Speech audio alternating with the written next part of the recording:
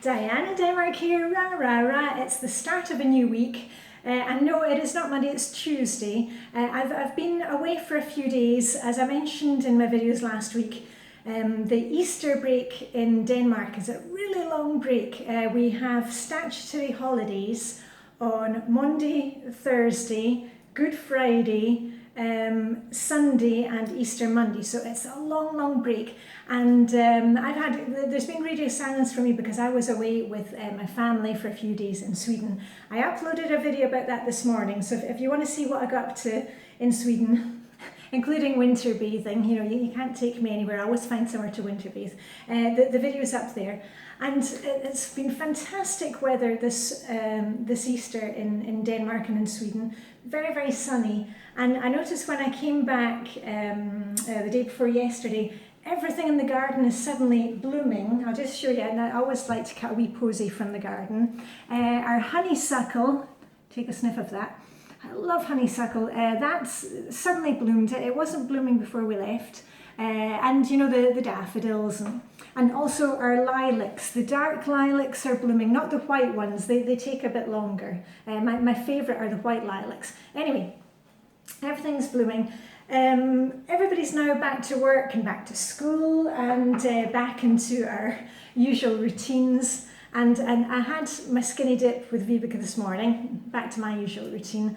And we were saying that we love the holidays and we love the breaks and whatever, but getting back to just the bog standard days, we love the bog standard days, because you can make them as fun and as hoogly as you like, and it's those everyday moments that you've really got to work on enjoying instead of kind of dreaming about the summer holidays or summer break. Just enjoy here and now, the everyday things. And what I just want to do a quick check-in with you today. Excuse me, I've got a frog in my throat, and also I've been yapping away to Vibeke because I haven't seen her since last week.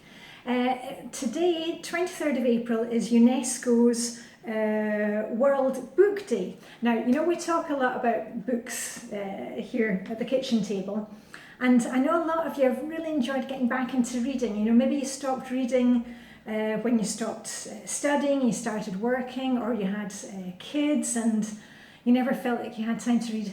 Reading is one of those great ways to pamper. You can just read, a few pages of a book. You can do it in your lunch hour, or like I do just before I go to bed. I always read when I'm in bed, a couple of chapters. And I thought today, as it's World Book Day, I would share with you my favourite books ever, because we always get this whenever I'm talking about books. You ask me some of these questions, and especially about Woodhouse. But anyway, let's go into that. So today, I want you to think about what's your favourite book from, say, when you were a child. I was talking with hubby and the kids, and my kids grew up in the era of Harry Potter, the Rick Riordan ones, the Percy Jackson books. They loved all of that. And I'm going to share that this is my favourite ever book as a child, and I read it so many times, and it's not something you'll be able to find. It's very rare. Right, here we go. It's called Brown Mouse by somebody called Frank Jennings. Now, thanks to the power of the internet and Google, I've now been able to do a bit of research on Frank Jennings. Now, Frank Jennings was an illustrator. He wasn't a writer. He used to illustrate books, and this book is illustrated by him. You can see how old this book is. Now, I received this book because it belonged to my Auntie Beth. Now, my Auntie Beth is not my real, blood auntie, but my Auntie Beth was my mum's friend. And Auntie Beth, she was such a lovely soul. She died of breast cancer many years ago. But my Auntie Beth got this book, because you can see here, it says, To Beth, and it was from With Love from Anne, 30th of March 1948. And my Auntie Beth, she had her own kids. They're a bit older than me and my brother. And my Auntie Beth passed on this book to me. And I remember reading this as a child, and I loved this book. And you can see it's got some great illustrations by the author, Frank Jennings, who was an illustrator, but wrote a couple of books called Brown Mouse, and the second was called Brown and White. I've got that one as well. And it's basically a kind of Cinderella story. It's the little girl, and she's got two kind of nasty sisters, and she's very good at art, and anyway, it's a really lovely story, and I've read this so many times, and now that I'm kind of older, I don't know if I can read it again, because I get very sentimental about these things, and oh, you know, if there's some kind of injustice and things like that, I can't kind of bear to watch it on TV or read about it. I think that's that thing of, you know, once you've had kids, that kind of mother gene kicks in, and you know, you get the tears in your eyes when you're at church and you hear kids singing Christmas carols and stuff. So, but anyway, I'll never part with this book. I loved this book. Anyway, so that's my favourite book from when I was a child, along with the one that I mentioned recently, the detective book, the Usborne How to Be a Detective. I'll link up there to the other book videos that I've done.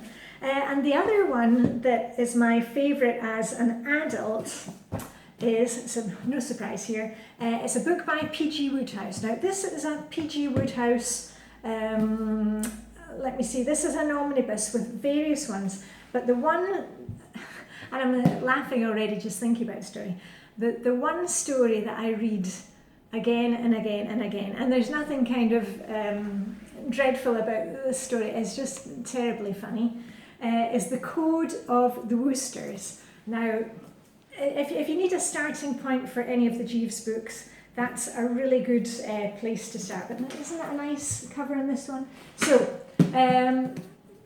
so this one from when I was a child, along with my detective book, and anything by P.G. Wodehouse. I'm not so much into the Blandings series, that's not really my sense of humour, but any of the Jeeves ones are fantastic. And as I've said before, I just need to read like one page and I'm already smiling and laughing. And the funny thing about reading P.G. Wodehouse is I like to read P.G. Wodehouse really slowly, because for me it's like enjoying a really good meal. All the words are so carefully measured and presented. For me, it's art, and it makes me laugh, and that's a fantastic combination. Anyway, on to a few books that I've been reading at the moment, because you lovely subscribers and anybody who watches me out there, you've been giving me recommendations for authors, because I've mentioned that an author that I read a lot at the moment is Ellie Griffiths. And I actually finished this one during our Easter break. I really enjoyed this. I mean, I enjoy all her books, but this particular one, A Room Full of Bones, it was one of her best, and I really enjoyed that. And I've got two other Ellie Griffiths out on loan from the library, so I'm going to get started another one of those. And somebody out there had recommended Brian McGilloway. And I managed to find it at our local Danish library. I've told you the Danish libraries are fantastic. They've got books in all different languages. I prefer, if possible, to read in English. I do read things in Danish, but if I can, you know, if it's a British author, then I prefer to read it in English, obviously. And this was about Detective Sergeant Lucy Black, I think in Northern Ireland. Yeah. Anyway, that was good. It was a bit more kind of somber than the Ellie Griffiths. This is a bit more of a cosy compared to this one, but I enjoyed it, and I'll probably read more by Brian McGilloway. And the other one, just for fun, you know I love the Dressing Your Truth system and Carol Tuttle's books.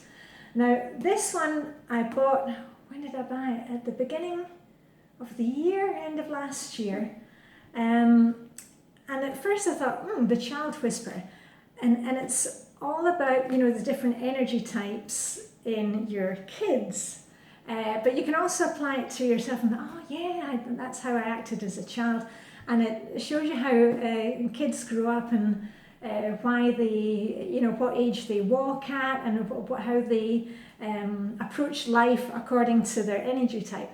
And this one has been really useful for me in understanding the relationship between myself and also my husband and our kids, because one of my kids is the same energy type as me, and now I can see why we have that kind of connection. And my other child is the same type as my husband. No, not the same energy type, but they're a 2 and a 4, and the other pair of us, we were both type 1s. And it really has helped me to understand how to approach the parenting thing, and where, I've been at loggerheads with the kids, like where that stems from. It's not because I'm trying to be difficult or the kids are trying to be difficult. It's just that we're coming at things from different directions. So if you're looking for an interesting parenting book, or even just to understand yourself how you approach things, the Child Whisperer is really interesting. And again, it's like, aha, you get all these ahas into, oh, that's why they do that, or the friends that they have, or how they approach homework or don't approach homework, all these things. So anyway, let me see. Oh gosh, okay, I was trying to keep this under 10 minutes, but anyway, I hope today you will have some time to sit, and if you can get outside, just sit for 5 minutes with a favourite book, or just a glossy magazine. Maybe you can download one online. Our library, we can also get tons of books online for free. So maybe if you don't prefer, you can, the old school books, maybe you can get what do you call them? An ebook, or what do you call the ones? Audiobook, yeah. Audiobooks I'm not so keen on, but they're quite good if I'm like working in the garden, if I've got some kind of project going, then I quite like audiobooks. Oh, and one other author who I haven't mentioned recently, if you're looking for a really good kind of cozy crimes, but a real puzzle thing, are the Kigo Higashino books. I don't have any of his at the moment, because I've kind of read everything that he's brought out and has been translated into English.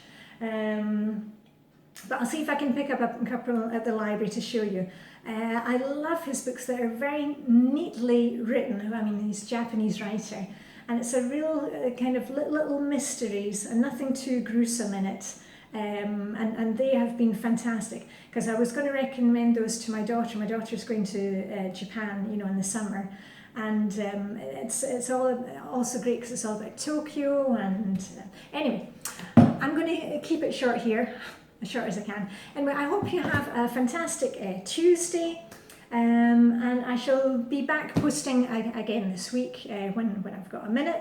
And otherwise, I'm back to my normal routines. Today is Tuesday, which in Flylady Land Day is normally a plan and play day. I've moved my plan and play day to the weekend, but as we were away over the weekend, I'm going to do my planning today, which will be menu planning, and also looking at the calendar, see what's coming up, and looking at the bank account and just kind of ticking things off there. So anyway, have a fantastic day, and all I've got left to say is live long and prosper. May the Easter spring hygge still be with you, and I shall see you very soon. Okay, bye for now.